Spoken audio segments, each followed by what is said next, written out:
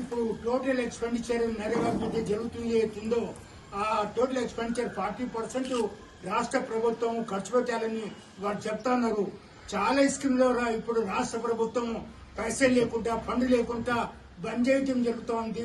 పని తగ్గించడానికి ప్రయత్నం చేస్తున్నారు. ఈ 40% స్టేట్ గవర్నమెంట్ పెట్టుకోమంటే వాళ్ళు పెట్టుకునే పరిస్థితి లేరు. బడ్జెట్ ఉండదు. దానివల్ల వర్కర్స్ సఫర్ అవుతారు. ఎవరైతే ఇప్పుడు నరేగా ఇలా పనిచేస్తుండో వాళ్ళందరూ కూడా సఫర్ అవుతారు. వాళ్లకు పని రోజులు ఇదివరకే తక్కువనే అంటే ఇంకా తక్కువ అయిపోతాయి. దీనివల్ల వర్కర్లు చాలా సఫర్ అవుతారు. వాళ్ళ కష్టాలు ఇంకా పెరుగుతాయి.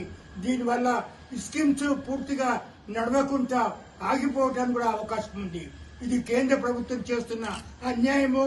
దీనివల్ల జరిగే కార్మికులు లక్షలాది మందికి కార్మిక లోకానికి ఎంతో అన్యాయం జరుగుతూ ఉంది. దీన్ని మరి మన అంతా కూడా ఎదుర్కోవాల్సిన అవసరం ఉంది. అన్ని ట్రేడ్ యూనియన్ వాళ్ళు దీన్ని ఖండన చేస్తున్నాము. ఆల్ ఇండియాలో కూడా దీనిపైన ఒక ఎడ్యుకేషన్ చేయాలి.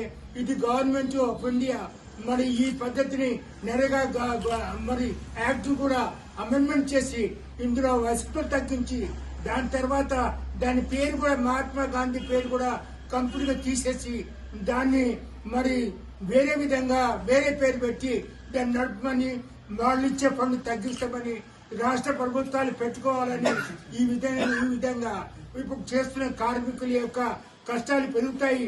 దీనివల్ల వాళ్ళ పనిచేసే రోజులు తగ్గిపోతాయి. రాష్ట్ర ప్రభుత్వం డబ్బులు ఇవ్వకపోతే పనిచేసే రోజులు తగ్గిపోతే దానివల్ల కార్మికులు సఫర్ అవుతారు. చాలా మంది అవస్థల పాలవుతారు. తిండి లేకుండా కష్టపడుతున్నటువంటి వాళ్ళు గ్రామీణ క్షేత్రంలో మరి ఉద్యోగాలు లేకుండా మరి ఏదో ఈ పనుల మీద నడుస్తుందో ఇటువంటి వాళ్ళందరినీ కూడా కాపాడవలసిన బాధ్యత మన పైన ముందని మేము మనవి చేస్తున్నాము. అందువల్ల ఈ స్కీమ్ సరైనది కాదు. ఈ బిల్లును వాపసు తీసుకోవాలి.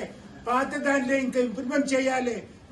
ఫండ్ను పూర్తిగా కేంద్ర ప్రభుత్వమే మరి భరించాలి అనే మాట మనం డిమాండ్ చేస్తున్నాము ఐఎన్టీ నుంచి అని మీకు మనవి చేస్తున్నాను.